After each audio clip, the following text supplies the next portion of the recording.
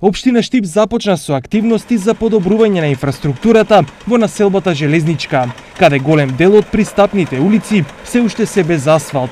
Од денеска интензивно се работи на уредување на краци од 2 улици во населбата. Започнавме да работиме на еден крак кој што е со 700 метри квадратни димензија и 170 метри должина. Овој крак ќе биде изработен од јавното претпријатие Стипион до фаза на тампонирање. Неговата вредност е 275.000 денари.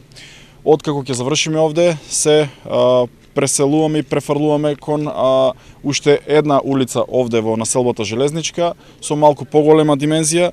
Се работи за 2800 метри квадратни и 800 метри должина. Но активности во делот на инфраструктурата во оваа населба општината планира и во наредниот период. Во овој дел од градот општина Штип инвестира уште дополнителни 650.000 денари на нови улици кои што ќе бидат асфалтирани во должина од околу 300 метри. Тие ќе започнат во наредниот период.